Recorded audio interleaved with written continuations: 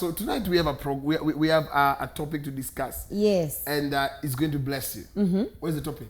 The topic is making your marriage in prayer. Making your marriage, is it in prayer or through prayer? Through prayer, in prayer. Through prayer, In prayer. Well, it depends on the English teacher. Yeah. Right? But both are right. Okay. In prayer, through prayer. Right.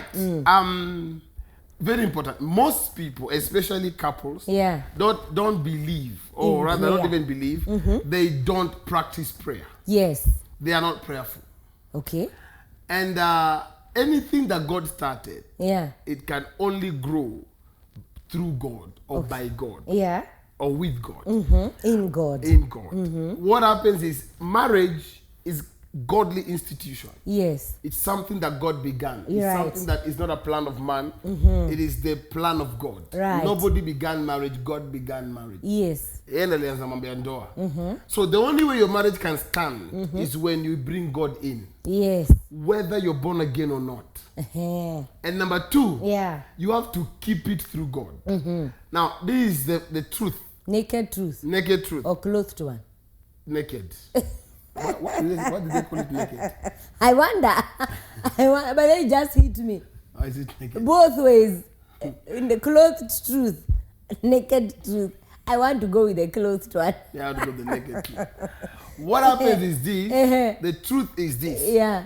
that how you get something, Yes. you maintain it by doing the same thing. Or yet, better yet, the genesis of anything has to be the continuation of how to sustain it. You have to maintain how Yeah. you got it Yes. for you to keep it. Yeah. So if you began your marriage, if God is the one who began marriage, you have to keep it through God, in God, with God. Praise God. You have to. Yeah. And this is the truth.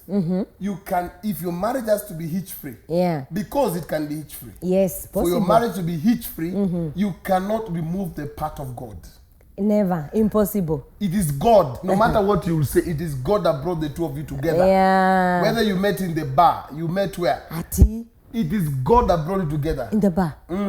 Alikuwa hapo. God knows who belongs to who. Matchmaker. God is a matchmaker. He created the woman for the man. Yeah. So wherever you met, you know, and you come together and, you know, you start living together. Yes. What happens is God has to help you to stay together. That is the truth.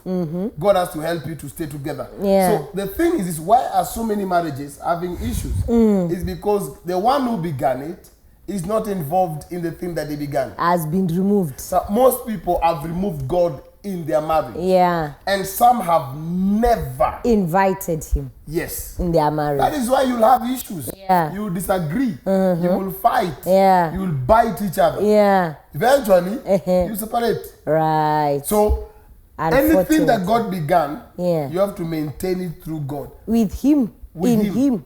That is why, and today I want to say this. Men, who bewitched us? Why? Your wife goes to church and you're angry. Do you want her to go to the bar? I wonder. You are not happy if your wife goes to church. Okay, where do you want her to go? And that church is going to pray for you. Yeah, and the family. Your husband is going to church. I don't like your church. Okay, you want him to go where? To a witch doctor? Let me tell you, Kwanza, those ones are the ones that shock me. You're annoyed that your husband is going, you have a problem. Today I was talking to a lady Who is unhappy the husband is going to church? who has refused to join the husband in their church. Which church? Is it Because she this feels one? the husband should not be going there. Is the church this one? No, not this church. No. Okay. The husband goes to church. But there are ladies for sure who have a challenge with their husbands going to church, imagine. Yes. So me, I usually ask this question. Would you rather he goes to the brothel? Or would you rather he goes to the pub? Do you know there are people who tend to feel more comfortable with their spouses being in bar? Yeah. Being in a group of creepy friends. Yeah.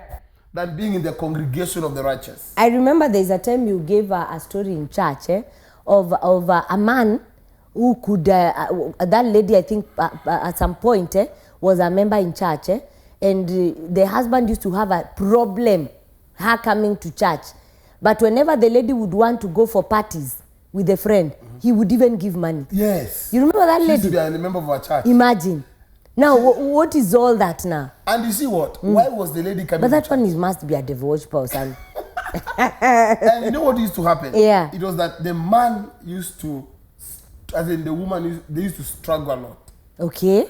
So the lady going to church, their things opened up. Even Yeah. this man getting this good job, Yeah. this, you know, 5-6 figure Kind salary, of, yeah.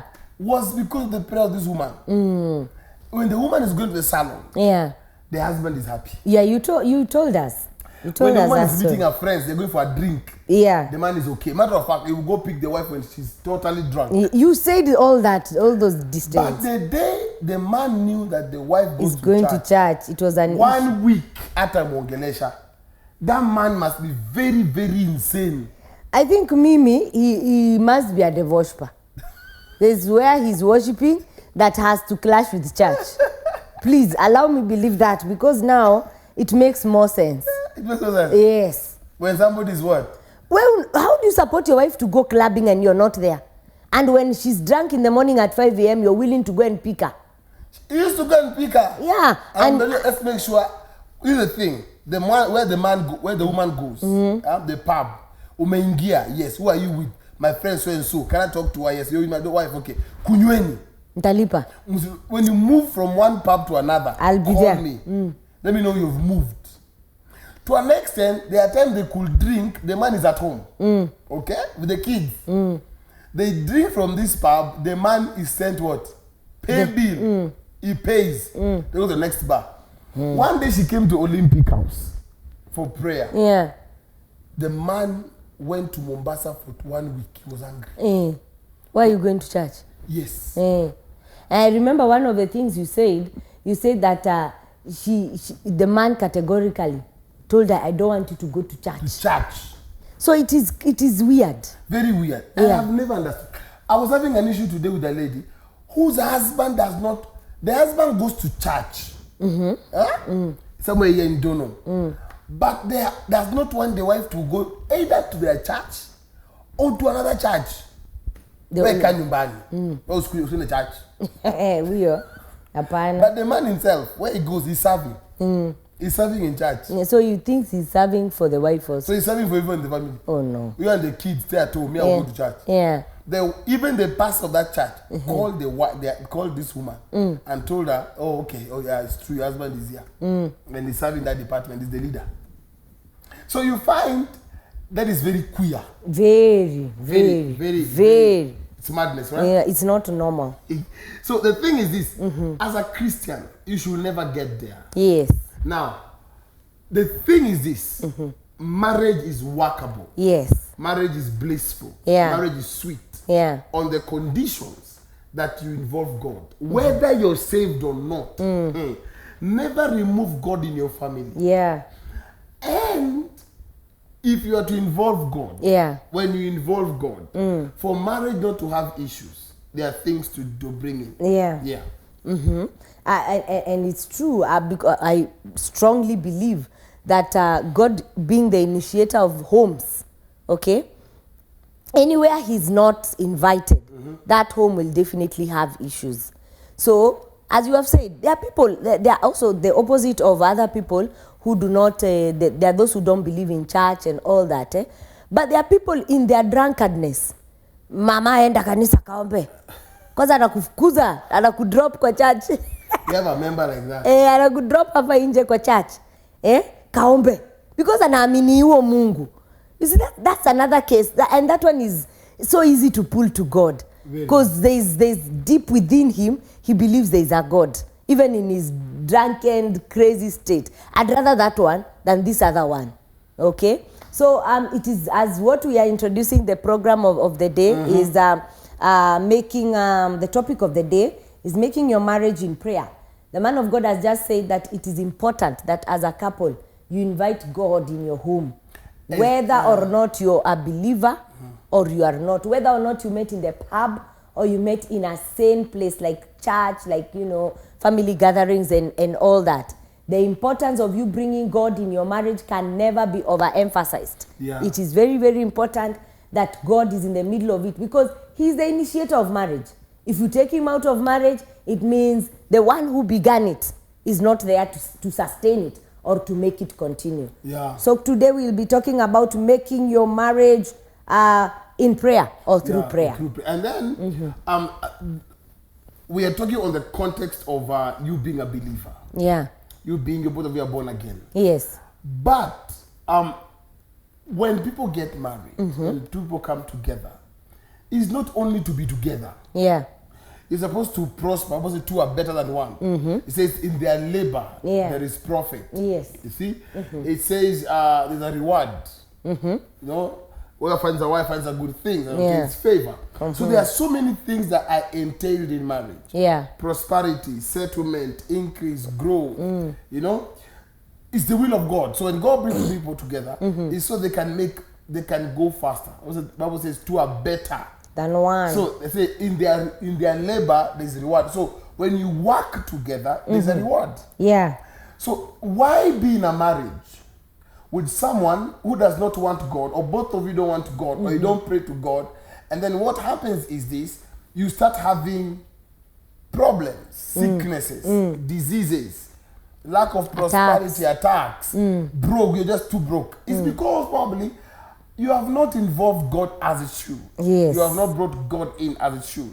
That is very, very important for you to know that in the marriage setup, you need to make sure, apart from just people working together and having a good marriage, also to prosper. Yeah. You see, people should know, for those who are married, that you're being together, you're coming together is for your prosperity and your well-being. So when you're together or when you're married and you're not in sync in terms of God, Mungu ajenge vizuri. Yes. Or rather, matter of fact, I talk about prayer. There are couples who don't pray together at all. They don't pray at all. Wewe omba uko. Wewe, mimi ni Catholic. Wewe ni Pentecostal. Msoa. See, there's marriage has to be built. Yeah. In God. Yes. And God is the one who prospers marriage. And so what happens is how to accept this point. Yeah. The importance of prayer. Yeah. Let me ask, now that today we are in making your marriage in prayer or through prayer, give us one of the major importance of a couple praying together. As in, I know my husband prays, and even me, I know my wife prays. Matter of fact, today morning she prayed. And matter of fact, this morning, even him, before he went to work, he prayed. What is the importance of corporate prayer? Bible says, whatever two shall agree concerning anything, it shall be done by our Father in heaven. So there's what we call the agreement part. Yeah. When two people pray together, Bible says one shall chase 1,000, two shall 10,000 to flight. So imagine when both of you are praying, you're chasing over 10,000 demons, 10,000 resistance, 10,000. Okay, if you pray alone, you're chasing 1,000. Yeah. Your prayer, when you pray one prayer, you've chased 1,000. When you pray two of you, 10,000. That math does not enter. Yeah. Because if one is chasing 1,000, two should chase 2,000. Yeah. But it's saying one will chase 1,000, two will put 10,000 to flight. Yeah. So the number one importance is there's a lot of winning when you're together. Yeah. Number two, where two or three are gathered in my name, I'll be there. So when two of you pray, God comes in strong. Yes. It becomes the third person. And the Bible says a three cord cannot be easily broken. So when my wife and I are praying, then God comes in. Who can break that cord? Nobody can break that marriage. Right. So you find there's a solidity. There is a certain bond. Yeah. A certain cord. A certain that nod. Yeah. That cannot be easily broken. Right. Very key. And so for those that in one way or reason or the other, they don't pray with their spouses. Maybe your spouse has not yet met Jesus. Or your spouse anaamini maombi yako kuliko mkiomba pamoja, omba Mungu atajibu. Mama John, John. Nyagodi. Na Kevin. Hoya. Hoya.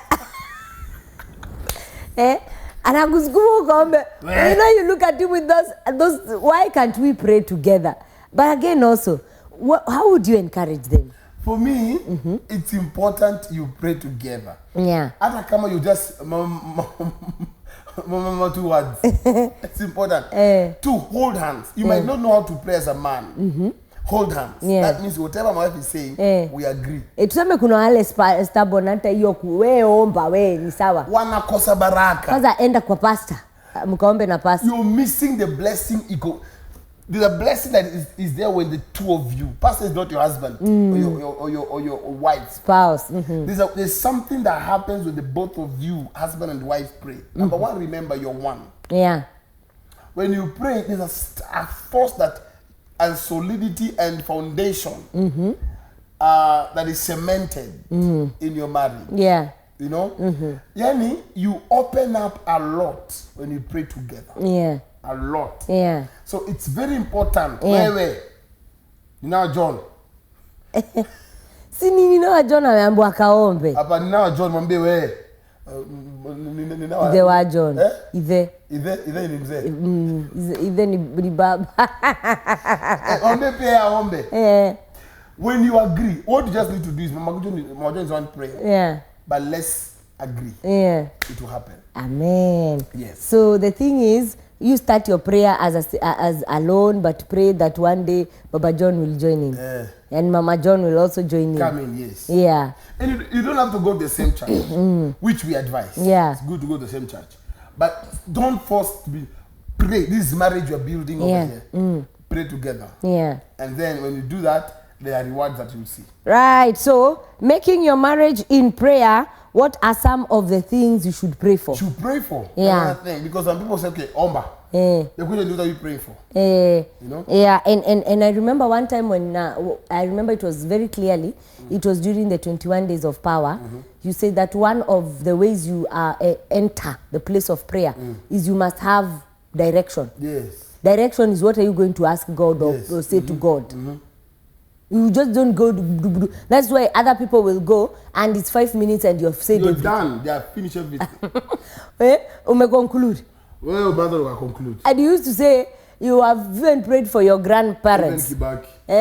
At that time. Yeah. 5 minutes. Yeah. You've said everything. So preparation, knowing what you're going to say to God, is very important. Very key. So what we are about to discuss today are some of the major things that as a couple you need to tackle and handle. Pray for. Yeah. And these are very, very important things to Pointers, pray for. yes. Pointers. In marriage, you don't pray for everything. Yes.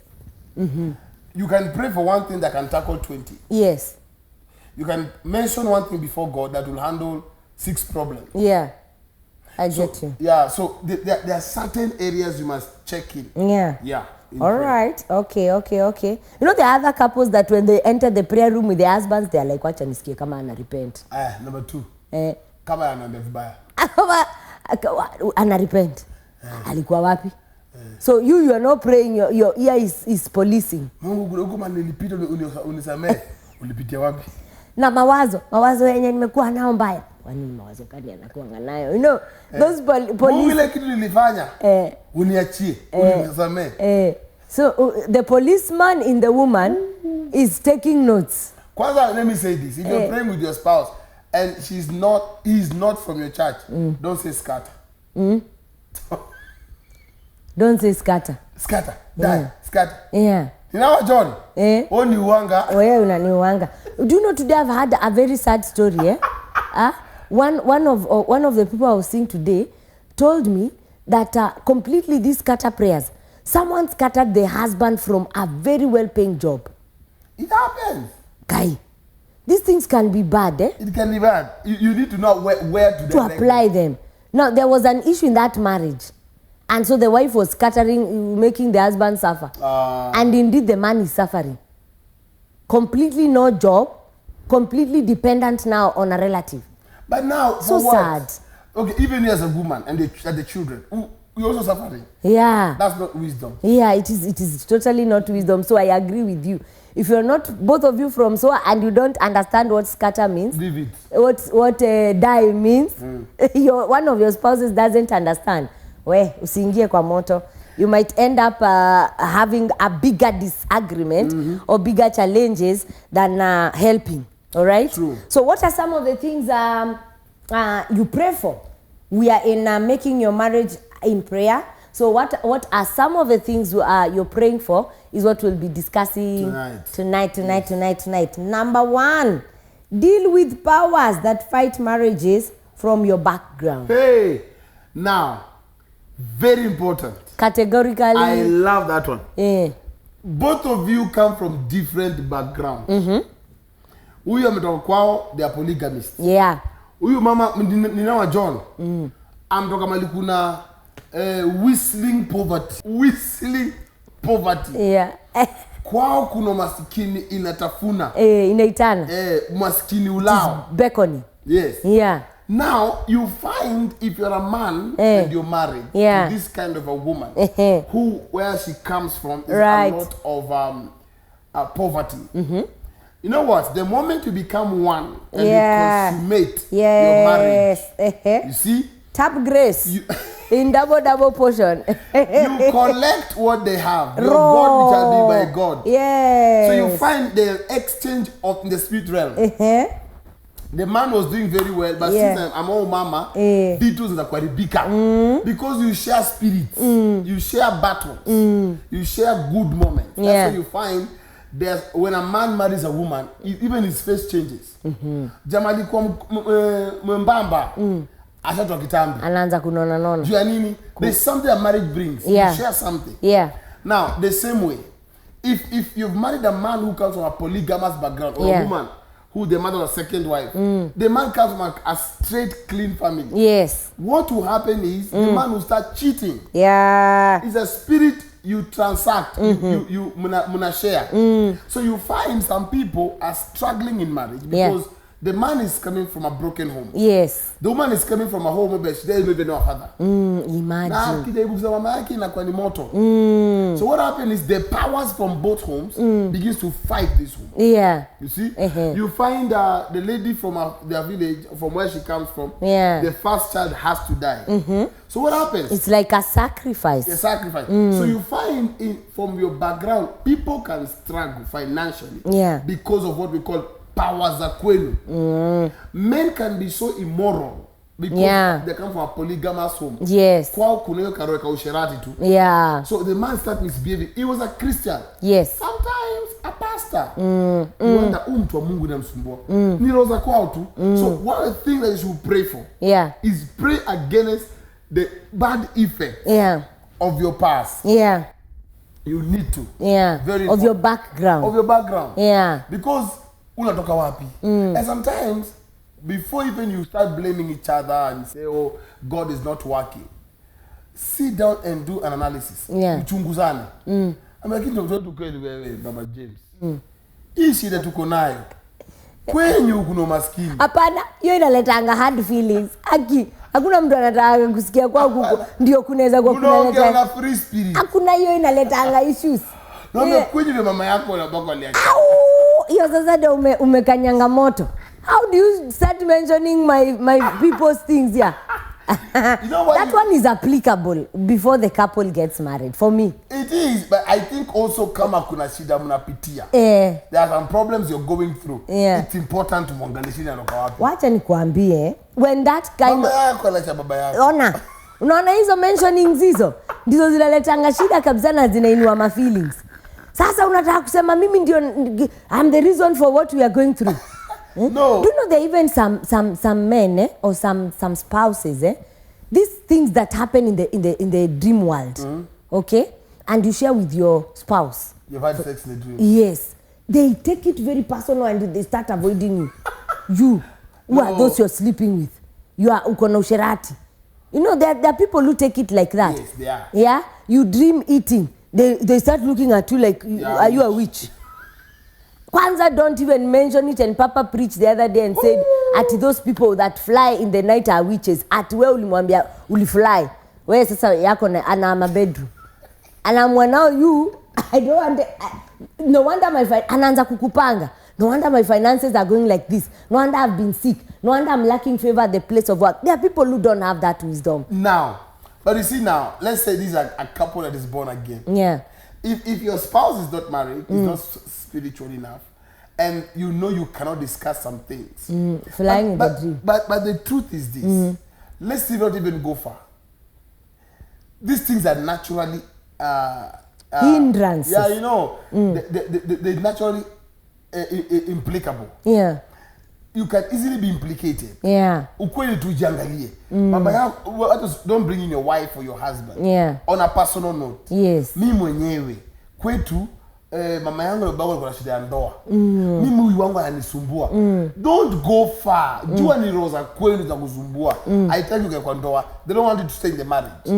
Deal with them. Yeah.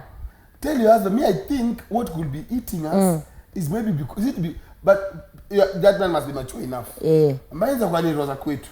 Wewe ndio maana mimi nitakuacha kwa sababu ya hizo roho za kwenu. Hizo roho za kwenu. Hizo roho za kwenu ndio zinafanya hata sikutaki. Blame game inaingia hapo. No, the man should katafute maombi wewe ama nitakuacha. John. Nyagodhie. Anaanza kupewa mashida hapo juu amejiexpose. There should be some level of maturity. I believe when some communications are happening. But also for me, you need to pray about it. Okay, let's look at this scenario. You're born again, both of you. Yeah. Handle it. Yeah. Handle it. Yeah. Matter of fact, this issue is good to handle before you marry. Yes. And even in marriage at some point. Yeah, because these things recur. Yeah, sweetheart, let's meet. Manze kitu vinaona, hebu tuombe kitu. Na mna skata roho safi. Unaambia hebu tuanze kwenu. Kwenu watu wa struggle. Na mama yako ni kichwa mbaya. Hii kelele uko ndani ya mama yako. Kai. So unaona unataka kuchoma nyumba? Si kuchoma nyumba. Unataka kuchoma. No, feelingless as you feel ukweli. To discuss rosa. Mimi hapo sioni pakienda vizuri. Swali ni the question is this, would you discuss that in an open way? It can, one thing that is real, everyone loves where they come from. Love your brother, love your sister, and more so your parents. Kuna vile utaki waguswe vibaya. Hata kama wako na powers. So tuumie tu. Hapana, si tuumie. Lazima ujue vile kuenda. Mimi kama mimi wisdom yangu ni sinaishi na wewe na nakujua, and you've given me the story of your goja. You've given me the story of your family. If I peep well from the sufferings you are having maybe at home, I can tell these powers ni za huku kwenu, and then zimemix na za kwetu kidogo. I think that's the wisdom of how to handle ipe ati kelele ni ya mama guy. Usha notice hilo shida. So utai handle. Alafu ikileta more problem. Hapana, unajua we are one. Ilete mununo ya 2 months. Hatuna pesa. Kazi imeharibika, biashara iendi. No, that thing is working. Mimi nakwambia mama, sikiza. Mimi nimeangalia kwenu. Wewe kwa nini usione kwenu kwanza? Wewe kwenu ndio umetoka England. To exchange notes. Kwenu. Acha kwanza na kwetu. Kwenye kuna maskini. Unaona kama sasa ishaanza kuniuma na is not reality, is an example. Wewe tangu tupatane, nimenotice tangu tupatane. Unaona hiyo ni kuekelea mtu. Hapana, si kuekelea, ni ukweli. So nilipeleka na kagari, yeye ulikuwa na kagari. Kwa bedi yangu ilikuwa iko na 100 inch. Hapana. Wewe tangu ukuje tumeenda kwa Great Wall. Tuseme tu kweli wewe si wewe una blame huo mtu. Hapana. Hivi tutaangalia tumeka vitu kwa meza. Utaanza hata kusikiwa. Sikia. Una vizuri, usimte nina njoki. Nina njoki hapa na kuna sufuria. Mwambie babe. Hii kitu kuna shida. Hizi maro. Guy kwenu. Na mimi sikwambia kwa ubaya, na kuambia to handle. Okay. Wale watajaribu wajaribu. Na baba Ken. Hiyo ya kupenda tu mama na konga tu mama. Ni ya kwenu. Kwanza ni ya baba yako. Baba ya nani? Unatukana baba yangu sasa. Baba yako alikuwa bibi watatu. Hii ni polygamy. Hii ni roho ya ushirati. You know what? If you're mature enough and you discuss it, you know what will happen? You'll solve marriage. It's kind like an open rebuke is better than hidden love. Lakini Ninawajua la kiumo. Inaweza uma mali fulani. Kuna mali inaweza uma. The first thing you need to pray for in your marriage is your background. Yeah, and again also, not overlooking the fact that many people are blind to what we know. Yes. You know, you might be thinking that you know about powers in my father's house, powers in my mother's house, powers from the background, ancestral powers, bloodline powers, and all that. Do you know there is someone who does not know that? Wanaisingi tu ile like, I don't know what happened ever since I married. Hili sawa. Unaona? I don't know what happened. And that is a suffering that started because of the powers. And this is Africa. Africa was the bagas da kunywa uji. So for me, what Powers of Africa kunywa uji. For me, what I advise, let's be our brother's keeper.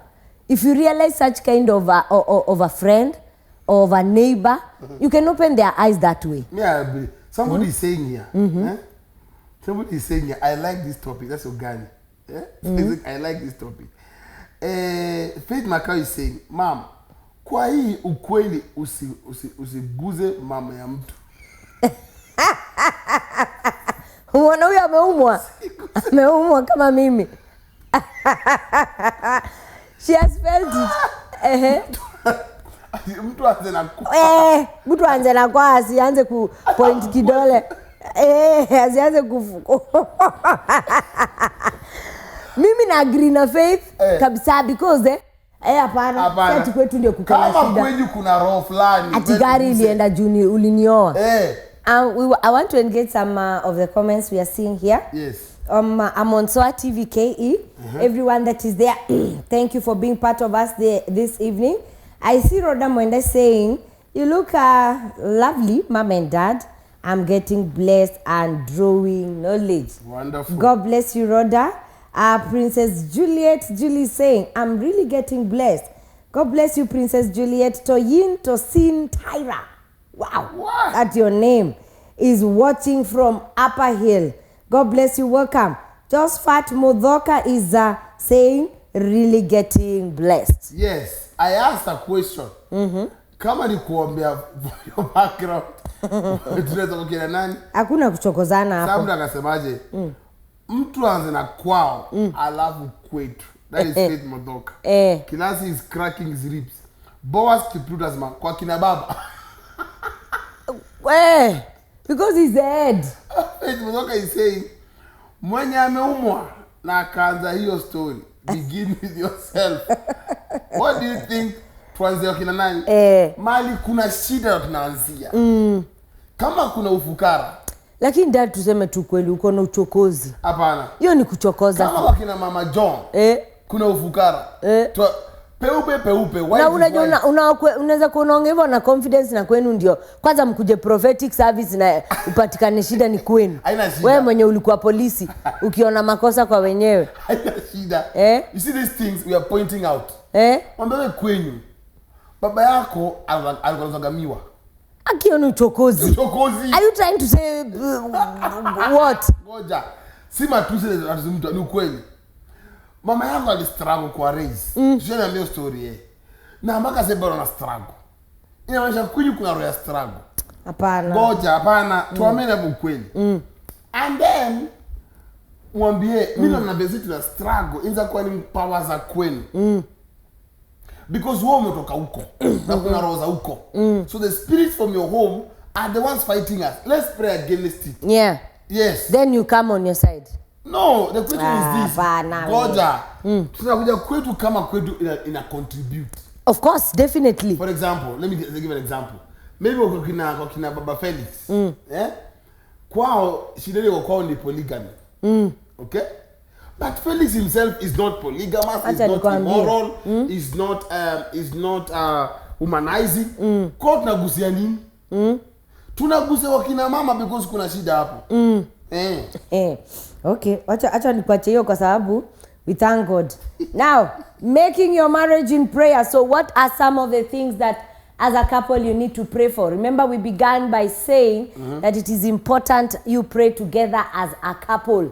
So one of the things that we have said before we went for the short break is that you deal with the powers that fight marriages from your background. I can see people are really trying to call back. That's all for a minute. We'll give you a time. Somebody is saying, okay, just what's a minimum? Yeah. Somebody saying on SOA TV on 07205, he's saying both of us, especially we Africans, there are different things that affect our marriages. Yeah. So it's good we handle both sides. Eleza said yenu. Na mimi ya kwetu. Wacha kunielezea. Usinipointie. Niwache. Naweza point kwenu. Yeah. Making your marriage in prayer or through prayer, and we are saying what are some of the things that you need to deal with at the place of prayer as a couple. As a couple. Remember, we began by saying it is so important that you pray together as a couple. As a couple, and yes. so what are you praying for? Yes. Okay. Number one, we have said deal with powers that fight marriages from your background. Many marriages are not standing nowadays because there are forces that fight what? Marriages. There is what we call polygamous forces. Yeah. There is what we call witchcraft forces. Hardships. And broken homes. Broken homes. Yeah, all that can be forces. You're just going through stuff in your marriage and you can't understand what. It could be there are those forces. Yes. Yeah. Number two, people are calling. People are calling. Really calling. Already they want to say something. But we'll give you time to say something. Yes. Yeah, so number two is pray for finances in your marriage. Yes. Why? Why money? Because in marriage, let's be very honest. Yes. There is no romance without finance. Hiyo ni kweli. Na wanaume hawapendi hiyo statement. Kwanza leo wao ni wanaume tupende without pesa. Unajua hao ndio hapana, kwanza hiyo kitu hiyo kitu sio fair. Hao ndio breadwinner sasa. Sasa unipesa ndio maana uniheshimu. Unajua kwa sababu nimeguna na wamama hata wapate pesa. Hawatoangi. Kutoaje? Wachange. What do you mean wanachanganga? Wachangangi hiyo mama. Zile viti mnakalianga na masani hiyo sikuchanga. Mchama. Ndio sini. Na amechukua mzee ile alipo ya nyama. Na sasa si anatengeneza nyumba. Mama akikuwa na pesa anaweka kwa meza. Ama napata bwanake kwa mkono hivi. Ana my husband nimepata 60 shika. Hawa mama tunafunza ni wazuri. Wanafanyanga hivyo. Haya. So in marriage there is no sweet marriage without money. Repeat it. There's no romance without finance.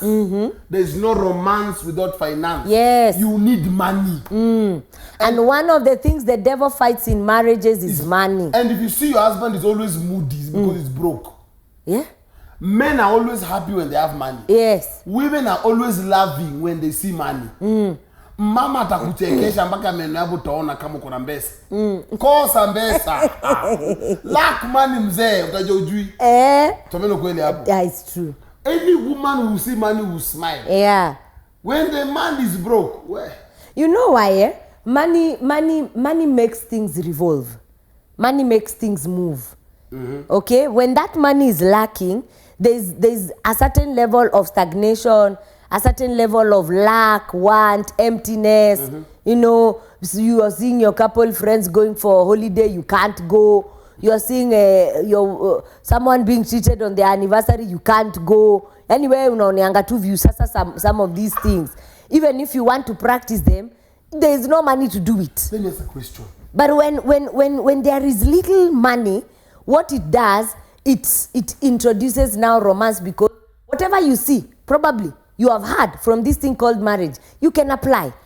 Kwa nini wamama kwa moody sana hawana pesa? Wamama ni wababa, umesema ni wababa. Wababa ununa, kwa mtu wasirasira. Sasa si ndio hiyo moody. Lakini wamama wanakuanga off. Hapo kwa pesa. I will say this. One of the things that couples will pray for in their homes is finances. Yeah. Lazima marriage ikuwe na pesa. Let me tell you something. There is no Dubai in heaven. Yeah. There's no Hawaii. There's no street in heaven is called Hawaii Street. Yes. No.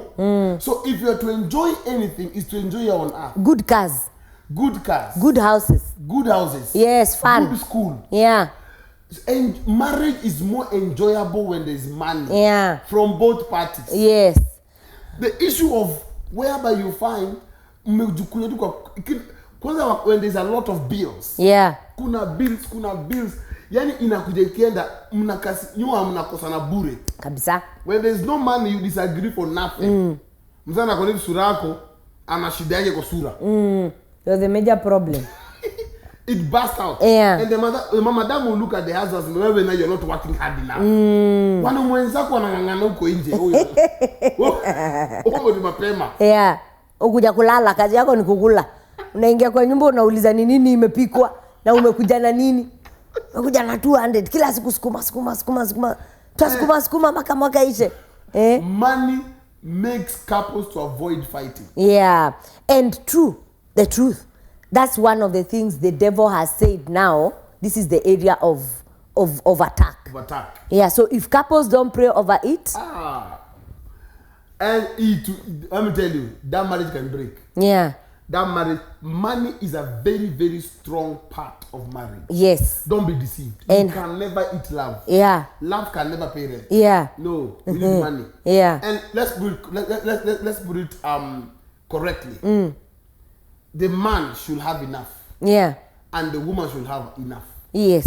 If possible, let the man bring and the woman bring. But either way, you don't want lazima ikuwe na pesa. Yeah. There should be money. So in your marriage, pray for finances. Yeah. Pray for money. When it is lacking, there is an attack. There's an attack. Okay? And don't blame each other. Yeah. Sasa umesema powers, uone ni kwa nani kuko na poverty. Kwa mkweli hata finances. There's tangible, steerable poverty. It can also hinder finances. Watoto utembea na shimo hapa nyuma. Wako na torch. So what do? You pray about finances. Most marriages are broken. I know of a lady who left her husband. Yeah. The day the man was sacked. Yeah. Money is a major factor in marriage. Don't usiwahi danganywa ati pesa si muhimu. Kwa ndoa, holidays zinakuja, December itakapo kufika. Wewe utapelekwa wapi? Mnaenda wapi? Kwanza wapi mtakula nini? Watoto lazima wavashongo mpya na wapelekwe Uhuru Park. Aki. Si ndio? Hiyo ni pesa. That's money. Yes. You want to treat your family well, you need money. And next year January the school fees will be paid. Because I feel for those parents who are doing 844 CBC, you CBC, know? Yeah. What is happening? I must get every 2 weeks. Oh man. Fees. Yeah. So you need money. There are kids who are at home until today because they lack money. Yeah. So you need money. You really need money. So money is something you need to pray for. Yes, and that is who doesn't want money anyway? Who doesn't? Who doesn't want money? Every couple wants money, and that is a major thing, that brings bruise love. Yes. And bruise romance. Let me talk to men. When mama knows your pocket is loaded. Kai, why do you have to mention mama? Vile atakupenda. Hiyo chakula utapakuliwa baki panguzwe kando hivi. Ni supu tu juu ni mauta. Yaani hiyo chakula mnatoa top layer. Kosa pesa. Tunagidheri hapo ya nini? Ya zoo. Akie. Just what Modhoka is saying, it's easy for your spouse to see what happens from your father's house. Yes. So let's start from your wife's side, girl. Yes. Thank you, sir. Seriously? Modhoka. Hapo hapana. Aya, Stephen Wanyeke is saying, mahali Satan amekatalia. I think anaongelea kwa pesa. We thank God. But it is important to pray for money. Very key. Money makes marriage sweet. Yes. You will go to Dubai if you have it. I'm telling you, you'll enjoy. You can never forget your honeymoon. Anniversaries. Yeah, birthdays. Za watoto. There are people that celebrate their birthday in a while. Yeah. We yako tu kila siku mko hapa tu matu. Kwanza birthday inapitanga na kwa hii. Na hii mwaka ulivuka kweli. Anajanga kama ulivuka mwaka. Ama mnaangalia mnakuta ilikuwa juu. Where you don't respect me, you don't honor me, you don't celebrate me. The man came at 11:30 the night. You don't value me. Na alikuja na chocolate kafuja. hata afadhali alikuja na ka chocolate ka 150 kuliko ule mwenye anastuka Allah. Nakwambia, Did my wife cross this year? Nitalipa ama ni birthday. Aki, anakuwa mkali. Si huko. Ushazaliwa. Yeah. But all those things can be corrected with money. When there's money, you'll enjoy. There's no reason. There's no reason. There's no reason. Matter of fact, the one whose eyes are more open to those things will be able to open the other person's eyes. I'm telling you. Yeah. Yes. So couples pray for financial open doors. Yes. For whatever is holding the works of your hands, whatever is a stumbling block against you getting money, you know, getting a job, your career. Those things should not be assumed that Mungu atakuja wakati wake. Wakati wake tukua heaven. Now you see the way these things are showing up we're in the end times. Yes. You have said there's no mansion there. There's no Range Rover there. There are no good schools there. There's no Dubai. There's no Hawaii. Kwanza huko ni kuinama na kuinuka. And you might not have your wife or your husband as your neighbor. Oh yeah, enjoy life. Yeah, enjoy life, and you need to enjoy it now. If you can be able to pray and that money comes. Pray. Enjoy it. Pray. All right? Making your marriage work in prayer. What are some of the things that you pray for? Number three, you pray for peace and oneness in your home. Yes. One of the most dangerous things that will destroy marriage is when you're not one in mind and one in heart. Yeah. Yani amwelewanangi munapita na hivi kama gari mpya. Yeah. You always need to be one. And let me tell you, you cannot be one unless God makes you one. Right. Let me say something like this. There are men who have made grisly mistakes, lost investment, wamepoteza pesa kwa vitu zingine, just because angeweza kusikiza bibi yake. So there's no oneness. There's no oneness. Yeah. There's some men today who have lost a lot of money. Yeah. Just because, or they are now struggling because they could not listen to their wives. Yes. Wife told you, see, we buy this land. I can never be cheap. Kwa nini shamba ya school fees? Ndani wa kesho. Wengine hata walikuwa wanauliza na madharau wanauliza kwani tutakula hiyo shamba.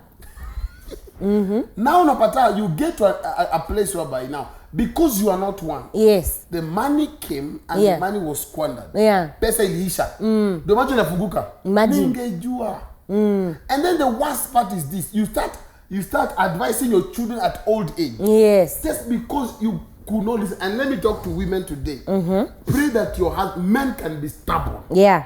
Men can be used of the devil to plunge their families into destiny disarray. Hapana we. Shikilia. Also there are women who can become financial wasters. Devourers. Yeah. Babe, Dubai. Babe. Wig. Human hair. Babe, I want to add to you what? Demonic nails. So what happened is this. You really need to pray to be one. Not only one in mind, you'll be in sync. Yeah. You elewana. Mkiongea yani huyu ako hapa na mwingine ako wapi? Ako Kiambu. But you know exactly the mind of your husband concerning that issue. Yes. You know the mind of your wife concerning that issue. And you have agreed both in the heart and in the mind. Yeah. You will make progress. One of the things that disunity brings in marriage, which is one of the whips of the enemy in marriage, against marriages. Disunity brings a slow pace. Yes. Unaona, kuna kwa na a lot of slackness, stagnation, whereby you don't know whether you need to buy the land or not. Okay? You don't know whether you need to purchase the land. You don't know whether you need to change the children's school. You don't know whether you need to help your parents. You don't know so many things. You have so many unanswered questions because hamuko pamoja. True. There's no oneness. No oneness. There's no unity. There's no one heart. So one of the things that couples need to open their eyes to, hizi vita ndogo ndogo mko nazo kwa nyumba zingine si za kawaida. It will make you never to progress. Si za kawaida. They are demonic. They are demonic because the devil knows the power of unity. So he's out to do what? To bring disunity. When you have oneness of mind, oneness of heart, Yeah. there's nothing you cannot achieve. Yeah, as a couple. There's nothing. Nothing. So it's very important you pray become one. Yeah. Very important. So peace. Yani amani. Kwa nyumba. Kuna amani. There are ladies today who have no peace in their homes. Yes. There are marriages that are lacking peace. Hakuna amani. Yeah. It is not well. Yeah. And there need to be peace for any progress to prevail. Any progress at all. Look at some countries that are still having wars today. They are developed. Yeah. Yes. So what happens is when there's a lot of disagreement and a lot of war in marriage, you cannot develop. Yeah. You cannot grow. Yeah. So you remain where you are. Yeah. Peace is very important. Very key. Peace at all costs. Very important. At all costs. All right. Making your marriage in prayer. Number 4, pray for establishment and progress. Very important. Yeah, one of the things that you need to pray for as a couple is establishment and progress. You need to have progress. Now, let me say this. One of the things that disturbs women is lack of progress. Kabisa. Yes. Not even men. Sana kwanza wa mama, lack of progress. What for me, what I would say is that when you get married, yes, where your mind goes after, there should be a plan. There should be a plan in terms of we have married, we'll be together. Like, let me give a scenario. When we got married, we had a plan. Yeah. We'll get married, we'll stay 2 years with a child. After that, we'll get a baby. Then after this years, we'll get the second one. Yeah. Then from there now, we'll stop for a while. We'll do this and this. That's plan. That's plan. Now, one of the things in marriage you plan for is establishment. Yes. What do you talk about? That means you must have your own house. Let me say something, and I'll talk to every woman listening and every man. Always run or work towards owning a home. Own your own home. Own your own business. And number 3, own properties. Yeah. Very important. Own your own home, own your own business, and then own your own properties. Kuwa na mashamba, buy them. Yeah. Be a landlady, be a landlord. Enter rest. Yeah. As a couple, you should come to a place, nobody's knocking your door to collect rent. Most couples will buy a car. Yeah. Will buy, they'll be traveling all over. It's not priority. And they don't have nothing on their name. Yes. Plan to have your own. Yes. Yes. It is very, very key. What we mean by establishment is there is how you start. The beginning of marriages, most of them are very humble. Right? There's that point whereby maybe by the time you guys are getting married, only one couple is bringing income. Okay? No, we're saying there's the starting point. Okay? But by the time you get to 5 years, you people should get to a point whereby, as a couple, you're thinking of now entering the season of rest, which is now the season of settlement and establishment. Settlement and establishment now is one of those things that you've mentioned. Yes. You know, there's this slavery mentality, especially many people live in. I don't want to say Africans because I'm one of them. The slavery mentality of, as long as a job can provide rent, as long as a job can provide food and school fees and take care of my family, kwa hii 2-bedroom, tuko umoja, tuko sawa. That's slavery mentality. Yeah. You're not growing. Couples should be, apart from what we have said, powers in the father's house, finances, peace and oneness, couples should pray for establishment, growth, progress. We were at number 4, which we said one of the things that you need to pray for is establishment and progress. And number, you have something to say on that? Say something there very fast. Yeah. As much as a woman, your wife or your spouse can remind you a lot about establishment. Let me say to men like this. It's a man's duty to settle his family. Yes. It's a man's duty. Sir, it is not your duty to buy a car for your wife. It's not a duty for you to buy land for your wife. It's a duty to buy, it's not a duty to take your wife to Dubai. The primary goal is for every man to settle his family. Buy them land, build for them, or buy them a house. Make sure your children, when they come on this earth, or they are in this earth, they will not struggle with rent. Leave them something. Yes. Property that they can hold on when Jesus when Jesus tarries. So it's the work of the man to establish his family. Yeah, and just to round up on it, don't just live a day at a time. No. That thing is not true. Ati That's tuishi tu the leo. poor people. Tuishi tu leo kesho Mungu atapeana. That is lack of vision. No, that's wrong. Yeah. Matter of fact, if you're saying that, you need prayers, deliverance. Yeah, so we are at number 5. Establishment and progress is very, very key. Pray for it as a couple. Number 5, pray for fidelity in your marriage. Yes. Now, this is something that I have realized. I have what do you say? I've come to discover. Yeah. That every marriage, apart from very few, Yes. 1-2% out of 100, I've not gone through this. Fidelity. Yes, but infidelity. Most marriages Yes. have been tested in that area. Kabisa. And at some point, infidelity, cheating has affected one marriage or another. And they say 97% of every marriage has gone through it. Yes. The wife cheated, the man flattered the woman, something.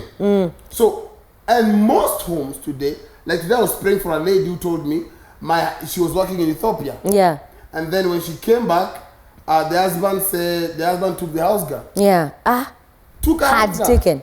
Yeah. Oh no. And married her and made her. The same time she came back, the man made her pregnant, and the same time the house girl was pregnant. And he had to move out with the woman. Twins. You know. So what is that?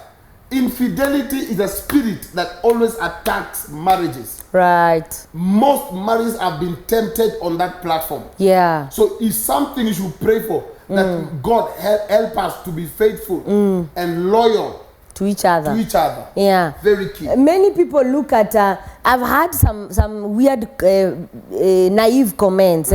Ati my husband cannot do that. Who told you? My wife can't do that. You know, the Bible also says that if you think you're standing, careful before you fall on your face. Lest you fall, yes. You can fall.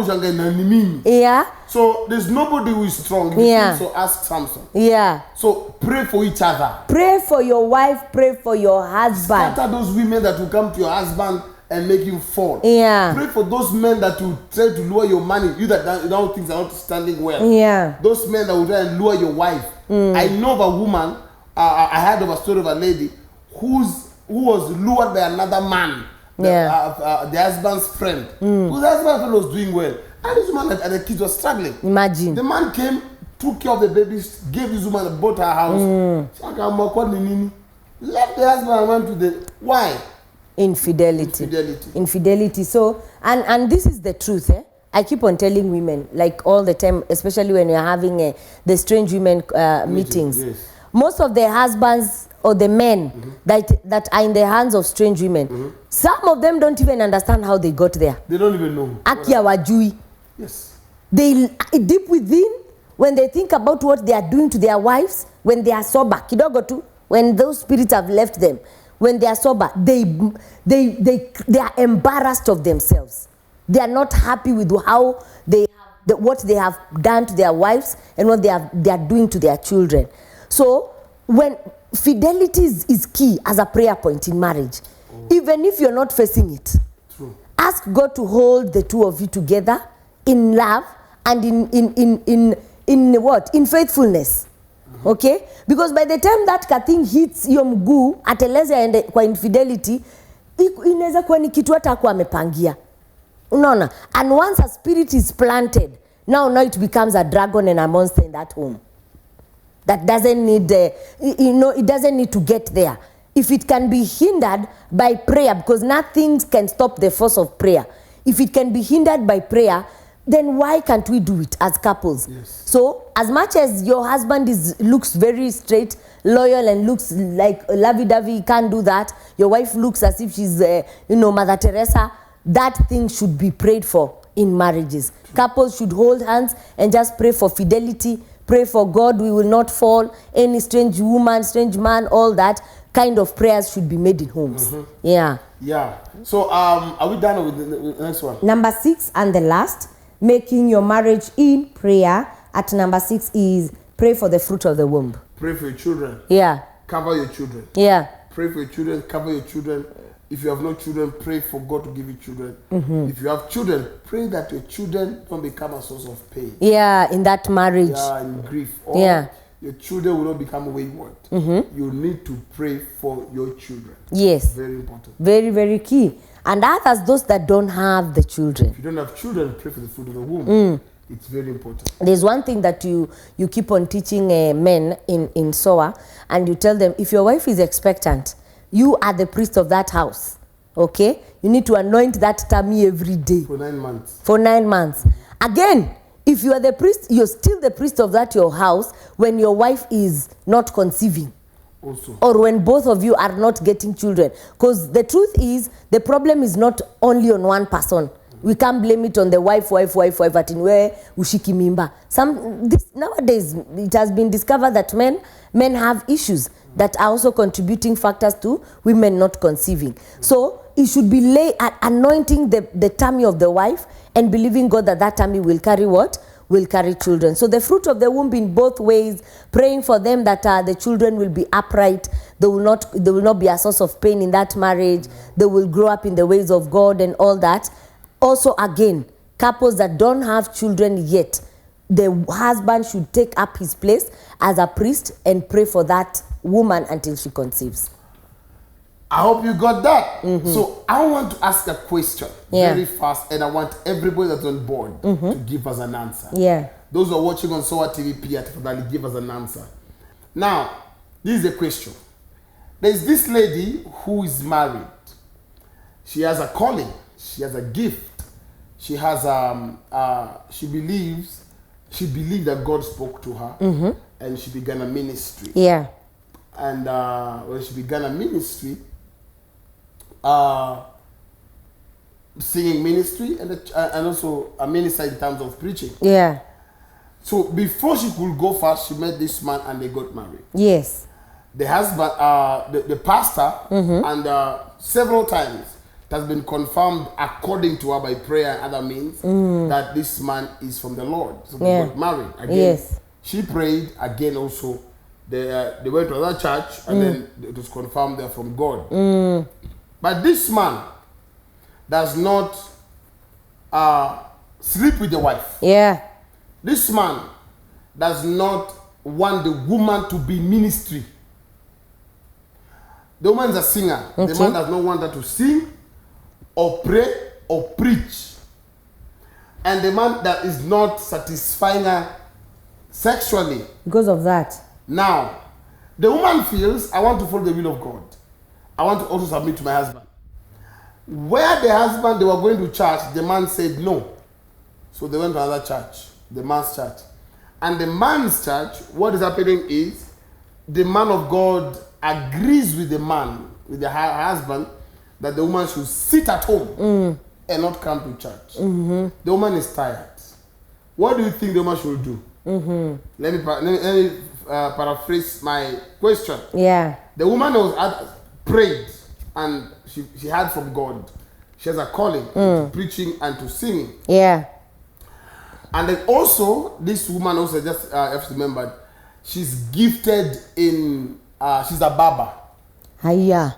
As in professional Kinyozi. kinyozi. And she has shaved the who's and the who's. So anyway, she met this man, just confirmed by several people, even their pastor. Even the day they were being joined, it was like you can do what? This man is your husband, get married. Yeah. The man does not want her to go to church. The man does not want her to sing. The man does not want her to preach. And the man does not want her to go for work. And she used to make a lot of money by doing that business. Yeah. Like barbing men. Barbing men. Kinyozi ya wanaume. So the man said, wanaume hapo kuja kwa nyumba. If you go do that work, don't come back to this house. Yeah. In short, the husband does not touch her. The husband does not want her to work, does not want her to go to church. And the pastor of the husband does not want the woman also to come to church, their church, where the husband goes. What do you think the woman should do? What do you think the lady should do? She'll continue in marriage.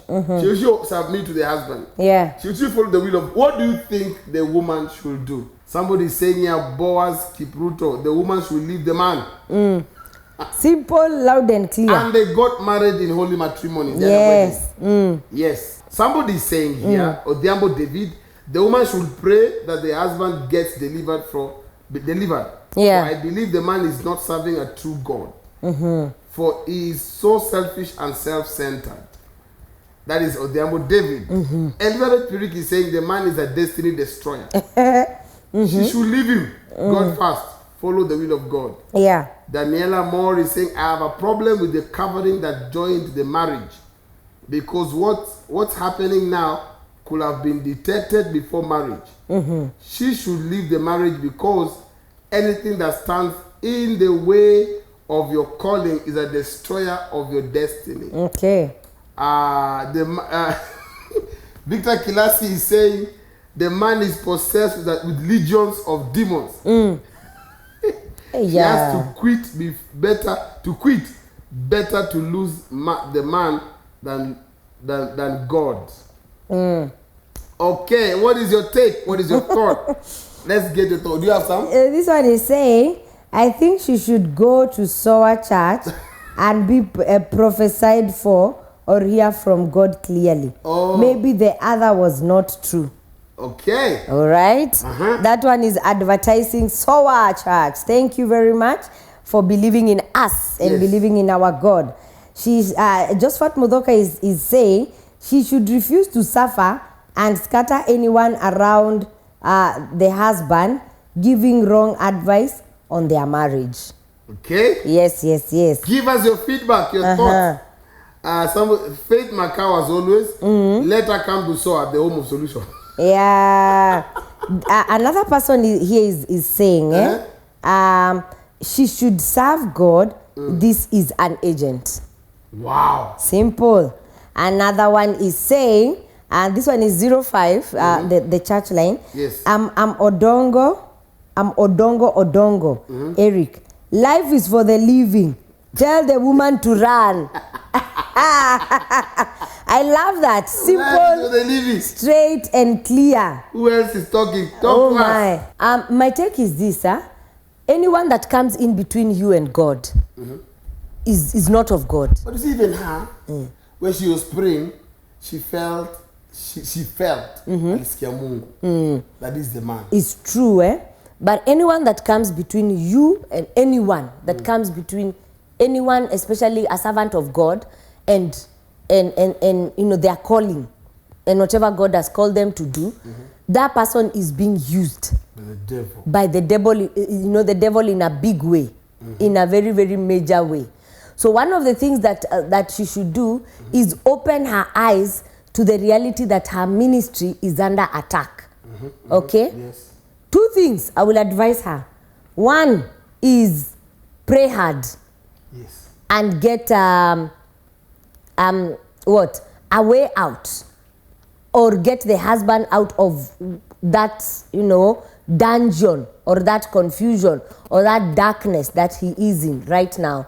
The darkness of not wanting her to serve God, not wanting her to go to church and all that, because all that is limiting her from her walk with God, which shouldn't be. Shouldn't be like that. Yeah. Number 2, if the man does not change and change completely, she should pack and go. God comes first. God comes first, and anyone that is going to be a hindrance to you serving God, to the point that usikuje kanisa yetu, usiende yoyote na usitumikie Mungu. Alafu akienda mzee anafura na nanuna. Anakuwa violent. That is wickedness of the highest order. And I have a comment here from Lawrence, and he's saying, is it a hypothetical or a real case? It is a real case. Real case. Matter of fact, yes. The lady was with me today. Yeah. Well, those are too many issues that are coming at the start of a marriage. She should leave before temperatures are sour. She should leave before temperatures sour are out of control. The clock tends to tick faster for women. No offense intended in brackets. And the earlier she makes the decision, the better. Better. Now, this is not a marriage of 1 day or 2 days. Yeah. It's a marriage of 4 years and above. A lady called Carol is saying the lady should seek godly advice. Yes.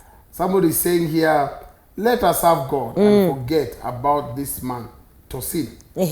All right.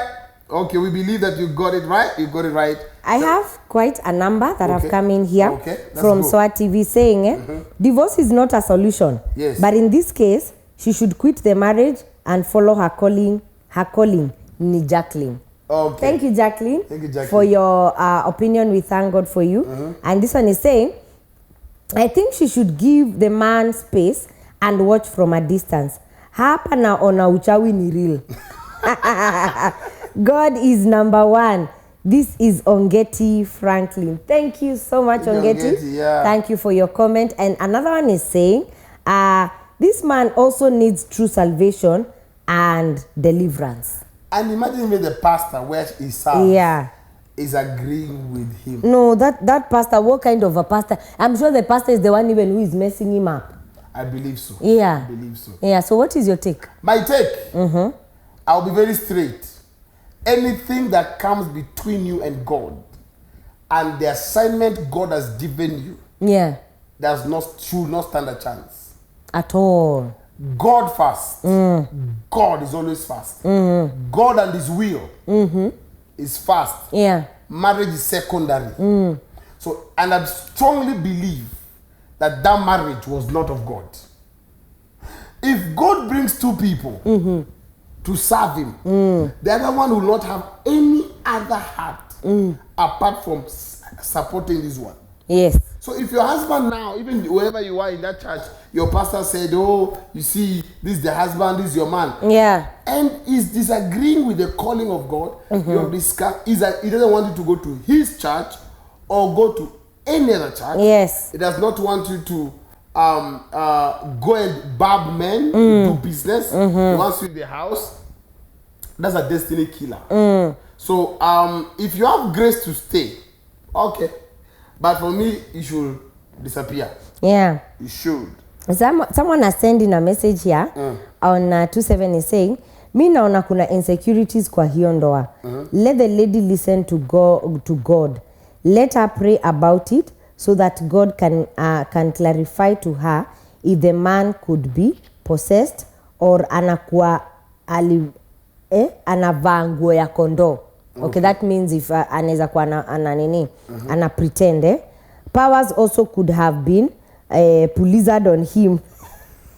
So only prayers can help. Good. Yeah. All right, our time is up, but before we say adios and we say God bless you, we want to appreciate everyone that has sent their feedback. Yes.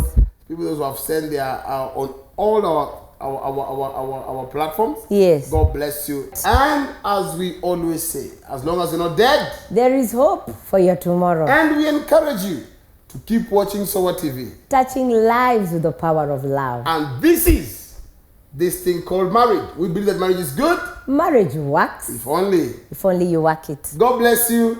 Shalom. See you. This thing called marriage.